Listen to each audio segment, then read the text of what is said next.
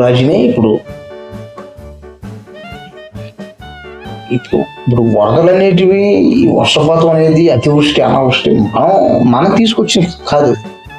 అది దేవుడు అనేవాడు పైన చూస్తావు అంటాడు అనమాట. అంటే పరిపాలన ఎలా చేసావు అన్నది అక్కడ. కొంతమంది గతంలో నాన్నగారు పరిపాలన చేసినప్పుడు ఈ అతివృష్టి అనావృష్టి అనేటువంటి సమస్యలు ఏం లేవు. ప్రజలందరూ చాలా వర్షాలు పడ్డాయి, పంటలు పండాయి. అంటే ఆంధ్రప్రదేశ్ గ్రావిటీ లెవెల్స్ అనేవి అంటే ఈ ఫార్మాలిటీ అనేది ఫార్మర్స్ అందరూ వ్యవసాయంలో ఆంధ్రప్రదేశ్ నెంబర్ 1గా అయింది అనమాట. నాన్నగారు ఉన్నప్పుడు మొదటి స్థానంలో ఆంధ్రప్రదేశ్ అయింది. అదే విధంగా మన ప్రభుత్వంలో కూడా ఈ లెవెల్స్ అన్నమాట. అంటే ఈ కొన్ని కొండగట్టు ఈ ప్రాంతాలు ఉన్నాయి కదా, ఈ గట్టు ప్రాంతాలు వర్షం ఎక్కువ వస్తే నిల్వ ఉండే ఒక ప్లేస్, వాళ్ళకి ఎంతో కొంత చేయూత మనం చేసాం. మన ప్రభుత్వం వచ్చిన తర్వాత ఇప్పుడు వర్షాలు పడ్డ టైంలో కూడా నేను ప్రజల్లో ఉన్నా. కొన్ని కరువు వచ్చింది, కొన్ని దగ్గర కొన్ని ఎలవులని వచ్చాయి కదా. వచ్చే సమయంలో నేను ప్రజల దగ్గర ఉన్నా. నేను ఎక్కడ పోలేదు, ప్రజల మధ్య తిరుగుతూనే ఉన్నాం.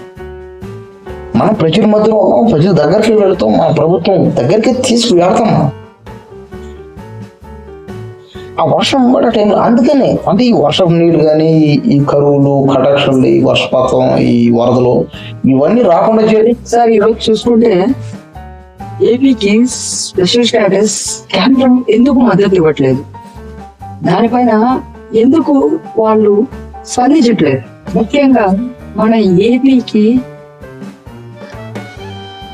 ఏపీలో ఉన్న ప్రజలు ఎందుకు తీరం లోటు చెందుతున్నారు? దీనిపైన మీ అభిప్రాయం ఏంటి? అది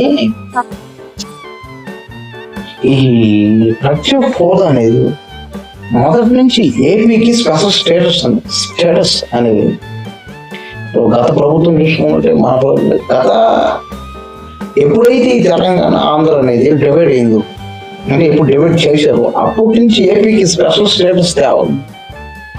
గత ప్రభుత్వం కూడా ప్రయత్నం చేసి విఫలం అయింది. అసలు అడిగారో లేదో డౌటే. మనం గత ప్రభుత్వం చూసుకుంటే మన ప్రభుత్వం వచ్చిన తర్వాత ప్రజలకి ఒక నమ్మకం అన్నమాట, స్పెషల్ స్టేటస్ తెస్తారు. ఆ స్టేటస్ లాగే ఇప్పుడు స్పెషల్ స్టేటస్ అనేది తీసుకుని వచ్చినా రాకపోయినా స్పెషల్ స్టేటస్ తగ్గట్టుగా మనం చేసాం.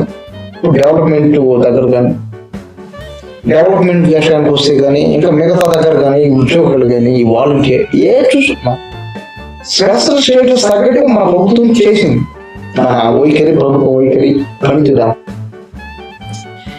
ఈ స్పెషల్ స్టేటస్ విషయానికి వస్తే గతంలో ప్రభుత్వం మనకు మాట ఇచ్చారు. ఈ స్పెషల్ స్టేటస్ సంబంధించినంత వరకు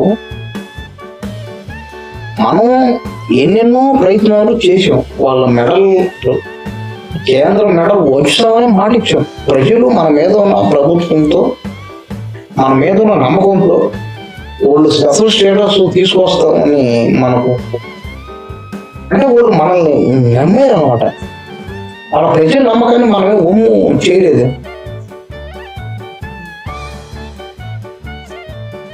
మనం స్పెషల్ స్టేటస్ వెళ్ళాం, అడిగాం, వాళ్ళు ఇస్తానని మాట ఇచ్చారు.